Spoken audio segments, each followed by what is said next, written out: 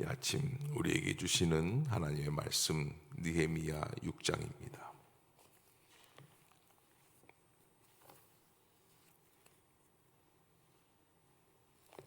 산발락과 도비야와 아라비아 사람 게셈과 그 나머지 우리의 원수들이 내가 성벽을 건축하여 허물어진 틈을 남기지 아니하였다 함을 들었는데 그때는 내가 아직 성문에 문짝을 달지 못한 때였더라. 산발락과 게셈이 내게 사람을 보내어 이르기를 오라, 우리가 오노 평지 한 촌에서 서로 만나자. 하니 실상은 나를 해하고자 함이었더라. 내가 곧 그들에게 사자들을 보내어 이르기를 내가 이제 큰 역사를 하니 내려가지 못하겠노라. 어찌하여 역사를 중지하게 하고 너희에게로 내려가겠느냐 하매 그들이 4번이나 이같이 내게 사람을 보내되 나는 꽃같이 대답하였더니 산발랏이 5번째는 그 종자의 손에 봉하지 않은 편지를 들려 내게 보냈는데 그 글에 이르기를 이방 중에도 소문이 있고 가스무도 말하기를 너와 유다 사람들이 모반하려 하여 성벽을 건축한다 하나니 네가 그 말과 같이 왕이 되려 하는도다. 또 네가 선지자를 세워 예루살렘에서 너를 들어 선전하기를 유다의 왕이 있다 하게 하였으니 지금 이 말이 왕에게 들릴지라.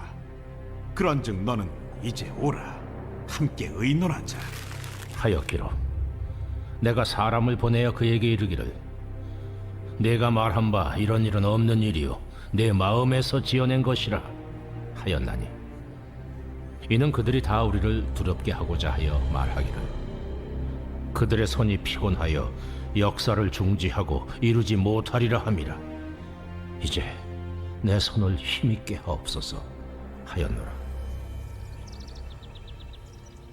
이후에 무헤다벨의 손자 들라야의 아들 스마야가 두문불출하기로 내가 그 집에 가니 그가 이르기를 그들이 너를 죽이러 올 터이니 우리가 하나님의 전으로 가서 외수 안에 머물고 그 문을 닫자. 저들이 반드시 밤에 와서 너를 죽이리라. 내가 이르기를 나 같은 자가 어찌 도망하며 나 같은 몸이면 누가 외소에 들어가서 생명을 보존하겠느냐. 나는 들어가지 않겠노라 하고 깨달은즉 그는 하나님께서 보내신 바가 아니라 도비야와 산발랏에게 뇌물을 받고 내게 이런 예언을 함이라. 그들이 뇌물을 준 까닭은 나를 두렵게 하고 이렇게 함으로 범죄하게 하고 악한 말을 지어 나를 비방하려 함이었느니라. 내 하나님이여, 도비야와 산발락과 여선지 노아디아와 그 남은 선지자들 곧 나를 두렵게 하고자 한 자들의 소행을 기억하옵소서 하였노라. 성벽 역사가 52일 만인 엘루럴 25일에 끝나매 우리의 모든 대적과 주위에 있는 이방 족속들이 이를 듣고 다 두려워하여 크게 낙담하였으니 그들이 우리 하나님께서 이 역사를 이루신 것을 알미니라. 또한 그때 유다의 귀족들이 여러 번 도비야에게 편지하였고 도비야의 편지도 그들에게 이르렀으니 도비야는 아라의 아들 스가냐의 사위가 되었고 도비야의 아들 여호하난도 베레기야의 아들 무슬람의 딸을 아내로 맞이하였으므로 유다에서 그와 동맹한 자가 많음이라. 그들이 도비야의 선행을 내 앞에 말하고 또 내 말도 그에게 전하매 도비야가 내게 편지하여 나를 두렵게 하고자 하였느니라. 아멘. 자, 오늘 이 6장을 한번 정의를 해본다면 이제 예루살렘 성벽이 52일 만에 약 한 6.5km에서 7km 되는 그런 아주 긴 성벽입니다. 근데 그 성벽이 42곳의 공사 기간들을 쭉 잡고 그렇게 해서 공정이 잘 마감이 되어서 완성이 됩니다. 완성이 되기 직전이죠. 그래서 오늘 본문 시점에서 볼 때 어떻게 이야기를 하냐면 1절에 보면 산발랏과 도비야와 아라비아 사람 게셈과 그 나머지 우리의 원수들이 내가 성벽을 건축하여 허물어진 틈을 남기지 아니하였다 함을 들었는데, 그리고서는 그때라고 그래요. 그때 공정이 약 한 95% 정도 완성이 되었을 때예요. 아직 성문에 문짝을 달지 못하였던 때다, 이렇게 얘기를 합니다. 그런 시점인데, 이 시점에 느헤미야를 공격하는 저 악한 원수들의 공격의 계략들, 그리고 그들이 얼마나 다양하게 느헤미야를 공격하고 있는가라고 하는 것이고요. 그런 와중에도 느헤미야가 공사를 어떻게 했다는 겁니까? 완공했다라고 하는 그런 내용이 6장 전체에 이렇게 기록이 되어 있습니다. 뭔가 하나님의 일을 할 때에는 악한 역사들이 항상 있기 마련이다. 오늘 내가 새벽 기도를 한번 나오려고 해도 새벽에 일어나서 앉아서 몸이 갑자기 더 피곤하죠. 그리고 나갈까 말까. 그리고 머릿속으로 계산을 하게 돼요.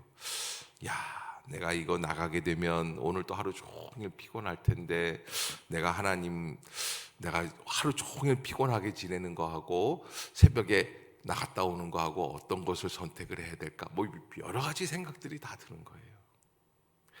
그런 그 마음이 그렇게 여러 가지 생각들이 들 수밖에 없는 것이 우리가 하나님 앞에서 주의 일을 감당해 나가려고 하는 이 시도 자체에 마귀의 역사들이 항상 끼어 있다.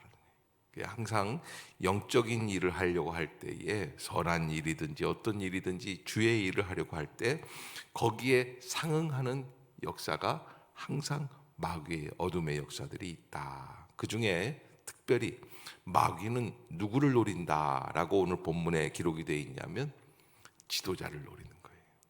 그래서 느헤미야가 총독으로 있는 이 예루살렘 성벽 쌓기가 누가 무너지게 되면, 느헤미야가 무너지게 되면 모든 것이 다 수포로 돌아가게 되어 있다.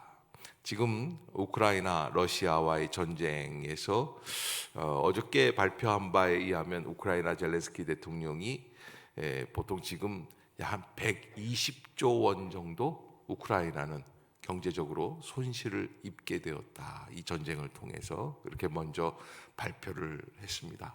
이 전쟁이라는 건 쌍방에 다 어려움을 주는 어려운 그런 사건이 전쟁이라고 할 수 있는데, 그래도 지금 우크라이나가 이렇게 몇 주째 버틸 수 있었던 것, 또 병사들은 1,300명이나 벌써 죽었대요. 그런데 이렇게 버틸 수 있었던 것은 저는 순전히 우크라이나 대통령 젤렌스키가 도주하지 않고 대통령의 자리를 지키었기 때문에 그렇다라고 하는 거예요. 미국이 어떻게 얘기를 했냐면 대통령만큼은 우리가 도피시켜 주겠다.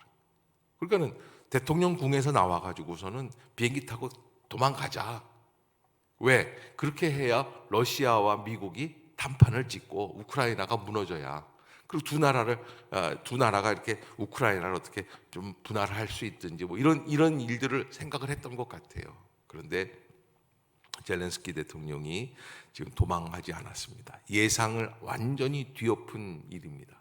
여러분, 작년에 아프가니스탄 이 반군에 의해서 아프가니스탄 수도 카불이 무너지고 반군들이 점령을 하고 이런 일들이 작년 한 7월, 8월 이렇게 있지 않았습니까?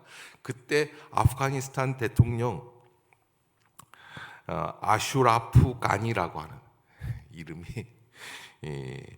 가니예요. 가니 갔어. 이 사람 대통령 이름을 보면서 이 사람 갈 수밖에 없는 사람이구나. 아슈라프 가니? 간 거예요, 이 사람은요. 그래서 갔는데 그냥 간 게 아니라 돈을 우리나라 돈으로 한 1,300억? 1,900억. 1,900억을 가지고 공항에서 빠져나갔다는 거예요. 근데 얼마나 돈을 많이 가지고 나갔으면 공항에서 돈이 가득 들은 가방이 발견이 됐어요. 왜? 너무 많으니까 챙기지를 못하고 버리고 간 정도로. 그래서 지금 두바이에 가가지고서는 피신해서 살아가고 있어요. 덕분에 아프가니스탄은 어떻게 됐어요? 완전히 새로운 체제가 돌아왔어요. 미국에서 아프가니스탄에게 무기를 주고 돈을 주고 심지어는 전투기까지 제공을 하고 너희가 의지만 있으면 저 반군 테러리스트들을 다 무찔러 수 있다, 뭐 이런 식으로 다 했지만 간이라고 하는 대통령이 가버리니까 완전히 다 수포로 돌아가고, 그 땅에서 모든 지금까지 공들여왔던 10년 가까이 미국이 공을 들여왔던 체제가 무너지게 되는 것을 보게 돼요. 하늘은 스스로 돕는 자를 돕는다라고 하는 말씀이 있지만, 그러나 어떻든 간에 주의 일을 하는 공동체에서 지도자가 받고 있는, 알게 모르게 받고 있는 어려움들이 있다. 우리가 각 구역장들도 마찬가지고 중직자들도 마찬가지고 무슨 일을 감당하려고 할 때 보면 어려운 일들이 참 많이 있다. 여기 오늘 본문에서도 보면은 어떻게 협박을 하고 있냐면, 이 산발랏이라는 사람이 와가지고 오노 평지에서 서로 만나자 이렇게 얘기를 하는데, 이 오노 평지에서 만나자라고 하는 것은 왜 만나자고 하냐면, 여기는 예루살렘 이 영역, 행정 영역이 아니기 때문에 느헤미야를 죽일 수 있다는 거예요.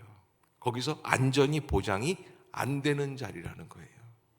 느헤미야가 와서 총독으로 와서 성벽 쌓기를 재건을 하고 백성들에게 격려를 해주고, 그래서 뭐 이 산발랏이 이제 공격을 할 수 있다 그러니까는 성벽을 쌓을 때도 한 손에는 무기를 들고 한 손에는 도구를 들고 연장을 들고, 그렇게 해서 성벽 쌓기를 멈추지 않고 52일 만에, 2달 만에 완공을 해나가는 모습을 보고 사람들이 굉장히 놀란 거죠.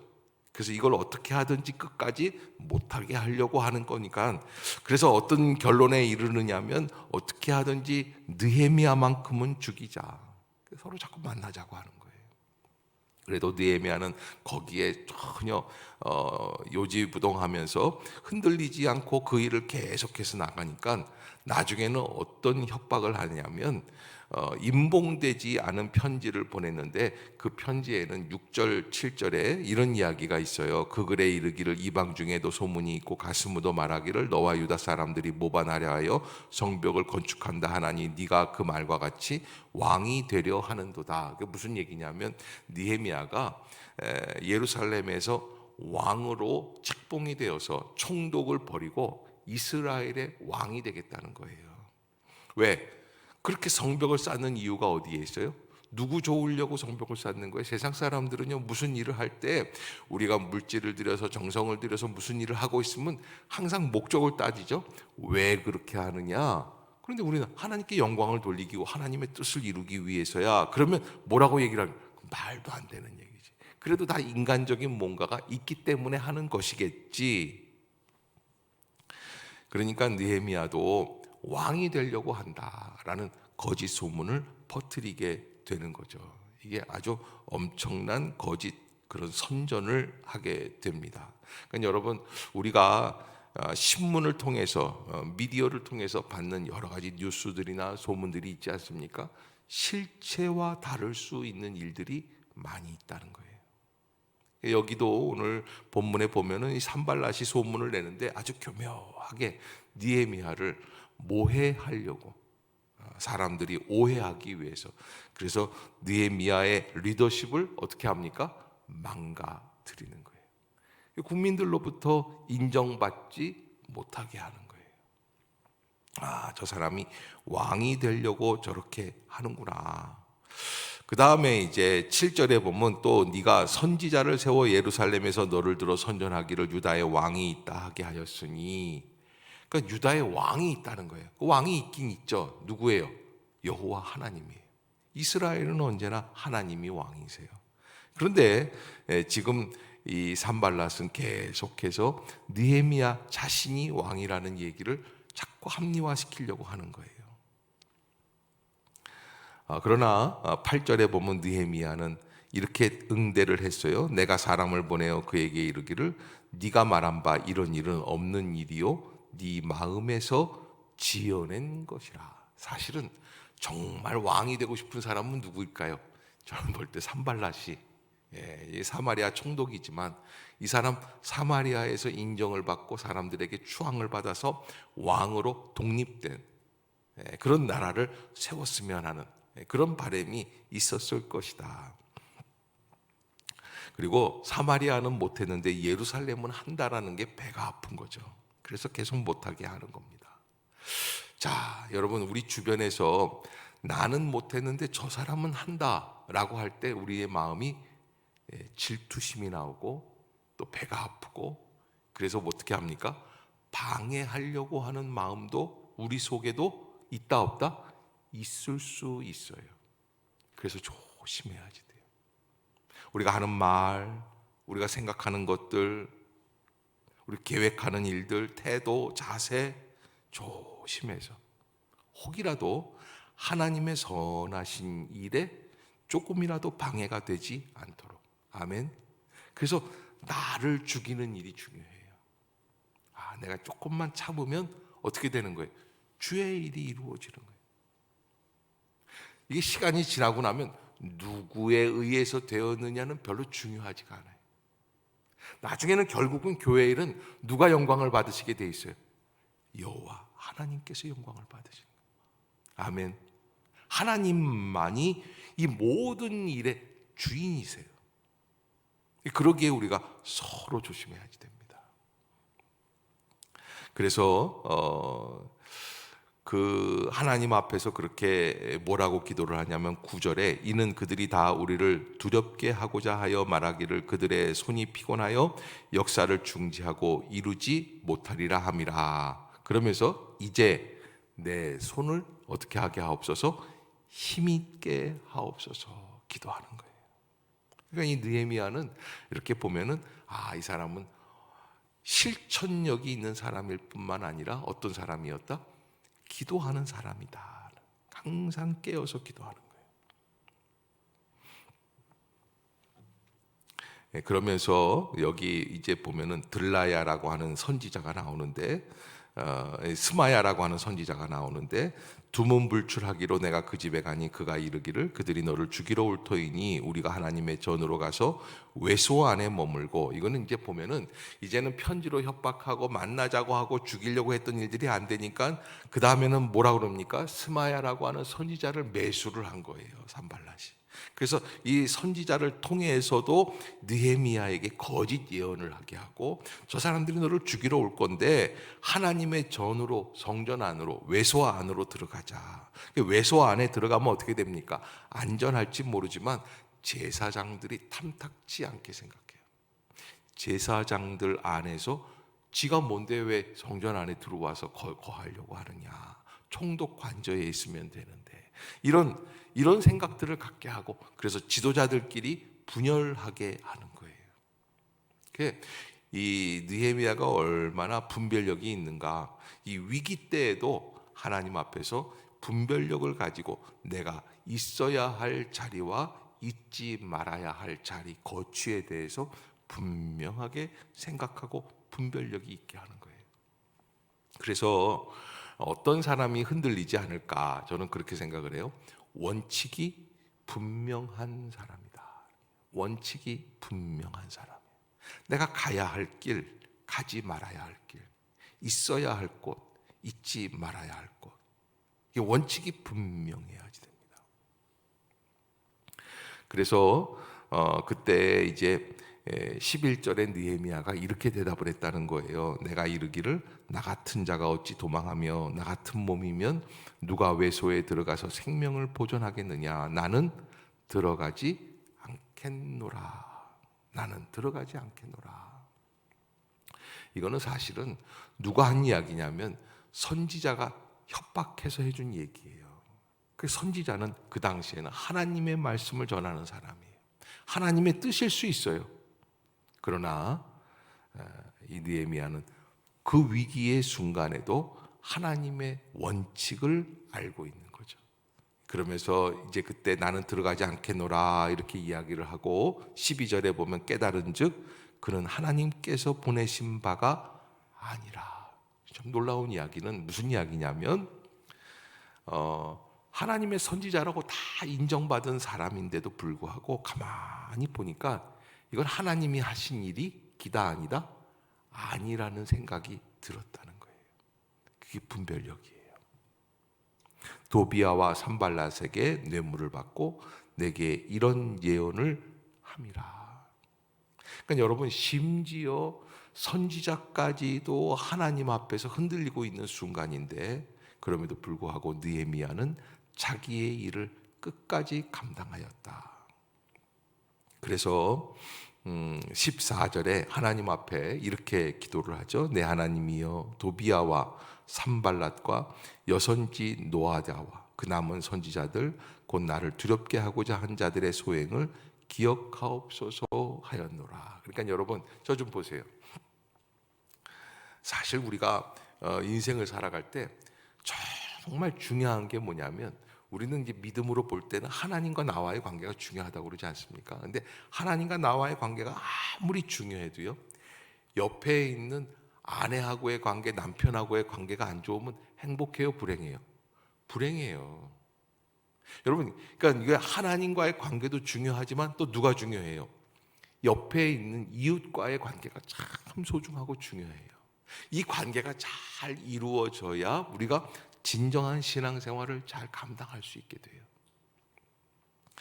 그러면 느헤미야가 하나님과의 관계를 잘 유지했다고 한다면, 정치인이기 때문에 누구와의 관계도 잘 유지해야 되느냐? 이웃과의 관계도 잘 유지해요. 사람과의 관계도. 그러나 이 사람과의 관계를 흔들면서 느헤미야를 공격해오고 있는 이 마귀의 역사 앞에서 그는 정말 자기를 두렵게 하는 사람들이 많이 있어요. 이 느헤미야를 두렵게 했던 사람들이, 도비아라는 사람도 그렇고, 도비아는 아라의 아들 스가냐의 사위가 되었고, 도비아의 아들 여호하난도 베렉의 아들 무슬람의 딸을 아내로 맞이한 유다에서 그와 동맹한 사람들이 많았다라는 거예요. 그러니까 아주 굉장히 정치적으로 예민한 사람들, 자기를 흔들 수 있는 그런 사람들이에요. 그런데도 불구하고 느헤미야는 끝까지 흔들렸다, 안 흔들렸다? 안 흔들렸다라는 거예요. 여러분, 이 일은 느헤미야만 당하는 일이 아니라 우리도 겪을 수 있는 일이에요. 또 더더군다나 반대로 우리가 느헤미야가 될 수도 있고, 산발랏이나 도비아와 같이 느헤미야를 흔드는 사람이 될 수도 있다. 그러기에 우리가 하나님 앞에서 늘 말씀 가운데 깨어서 늘 조심하고 말씀의 원칙을 따라 상식적으로 행동하고 살아가야지 된다. 아멘. 여러분, 꼭 잊지 마세요. 우리가 이 신앙생활 할 때 있어서 원칙이 온전하지 않으면, 십자가의 은혜의 원칙이 있습니다. 예수 그리스도의 사랑의 원칙이 있습니다. 부활하시는 소망의 원칙이 있습니다. 그 원칙들을 기억하고 그 원칙으로 인하여 나는 마침내 예수 그리스도 안에서 승리하게 될 줄로 믿고, 그리고 그 있는 믿음의 자리를 잘 감당해 나아가는 능력, 그걸 내공이라고 해요. 그런 영적인 내공이 세워져 나가는 거예요. 그래야 이 땅 위에서 하나님의 일을 감당하게 하는 거예요. 이 사건들은 지금으로부터 약 한 500년, 600년 전에 있었던 일이지만, 이 2500, 600년이 지난 지금 오늘을 살아가는 우리에게도 느헤미야와 같은 어려운, 영적인 어려운 공격들이 다 다가오고 있다. 어쩌면 그때보다 더 아주 어려운 그 일들이 더 강도 있게 마귀들이 우리를 흔들어 놓고 하나님의 성벽 쌓기를 포기하게 하려고 하는 그런 역사들이 있다. 영적인 것들, 정치적인 것들, 또 특별히 선지자까지 동원하면서, 그러면서 우리를 흔들려고 할 때가 있다. 그 모든 공격에서 믿음으로 승리해야지만 한다. 바울도 빌립보서 4장 13절에 뭐라고 그럽니까? 내게 능력 주시는 자 안에서 내가 모든 것을 감당할 수 있다. 어디 안에서라는 거예요? In Jesus Christ. 예수 안에서. 주님 안에서. 여러분, 우리가 어떤 원칙을 세워야 합니까? 내가 예수 안에 있습니까? 예수 밖에 있습니까? 내가 생각하는 것이 예수를 위한 일입니까? 여러분, 우리가 대화를 할 때도 그렇고 뭔가 일을 제안할 때도 그렇습니다. 특별히 조심해야지 될 것은 누군가의 허물들을 지적을 하려고 할 때, 지적을 하고 싶을 때가 있어요. 교회 일도 지적하고 싶을 때가 있어요. 심지어 저한테도 전화 걸어서 지적하고 하려고 하는 사람들이 있어요. 근데 지적하려고 할 때 참 조심해야지 돼요. 뭔가 지적을 하려고 할 때, 그때 정말 하나님 앞에서 이게 맞는가라고 하는 거예요. 그런 언어들을 조심스럽게 할 수 있는 사람이 영적 내공이 있는 사람이겠죠. 우리가 주의 일을 감당해 나간다는 것은 보통 일이 아닙니다. 그래서 항상 영적인 공격들이 있습니다. 어떤 언어를 가지고 살아가야 내가 이 어려운 시대, 암흑 같은 시대를 이겨 나갈 수 있을까? 젤렌스키 대통령을 도와주는 이야기들을 할 수 있을까? 우리가 항상 좋은 하나님의 믿음의 언어, 아멘, 은혜의 언어, 또 은혜의 자세, 태도. 그래서 은혜의 비전을 가지고 그렇게 해서 하나님 앞에서 이 하나님의 나라를 세워가는 일들을 중단 없이 쉼 없이 감당해 나가야 할 줄로 믿습니다. 과거 이때보다, 느헤미야 때보다 더 어려운 위기의 시기를 요즘 우리는 살아내고 있어요. 코로나가 위기가 아니라 지금 우리가 시작하고 있는 2022년도 21세기 이 시기가 정말 위기예요. 문화가 위기고 경제적인 계산들이 위기고 모든 사람들의 생각 자체가 위기입니다. 어쩌면 교회만 위기가 아니라 인류 전체가 위기를 걸어가고 있습니다. 그 위기 속에서 우리는 하나님의 원칙을 다시 한번 확인하고 그 원칙이 우리에게 제시하고 있는 자리를 향해서 나는 어디로 가고 있을까? 나는 어디에 서 있어야 하는가? 나는 무엇을 바라보고 어떤 이야기를 하고 있습니까? 오직 예수 그리스도의 십자가의 은혜의 역사. 제가 어제도 말씀드렸죠. 우리가 예수로 말미암아 구원을 받게 되었다라는 뜻은 뭐예요? 나는 예수님을 십자가에 못 박을 수밖에 없었던 죄인 중에 죄인이라는 거예요.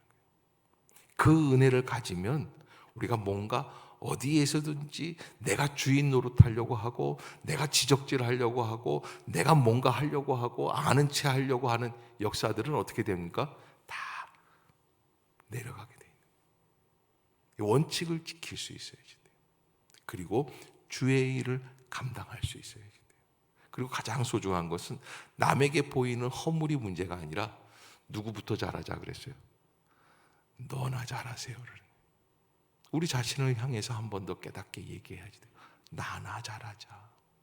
내가 정말 주님 앞에서 잘하고 있는가? 정말 하나님 앞에서 진실되게 살아가고 있는가? 말씀의 원칙대로 살고 하나님 앞에 깨어서 성령의 능력으로 살아가고 있습니까? 그런 질문들을 계속하면서 그래서 하나님과 세상 사이에서 우리가 무엇을 가져야 되냐면 균형 잡는 신앙생활. 아멘. 아멘. 여러분, 미국에서 있었던 일인데 언젠가 한번 독립기념일인지 대통령 취임식이었는지 미국 사람들은 독수리를 좋아합니다. 그래서 이 미국 국기 또 미국에서 국조로 생각하는 게 독수리예요. 그래서 국기가 이제 올라가면서 그러면서 이 독수리가 쫙 날라서 어디에 가서 앉아 있게 훈련을 받았냐면 국기대 위에 척하니 이렇게 앉아 있게 훈련을 받았대요. 근데 이놈이 출발을 해가지고서 쫙 가는데 곤두박질해서 떨어졌어요. 추락을 했어요. 이게 무슨 망신이에요. 나중에 알고 봤더니 한쪽 날개가 잘못됐다는 거예요. 삐끄덕했다는 거예요.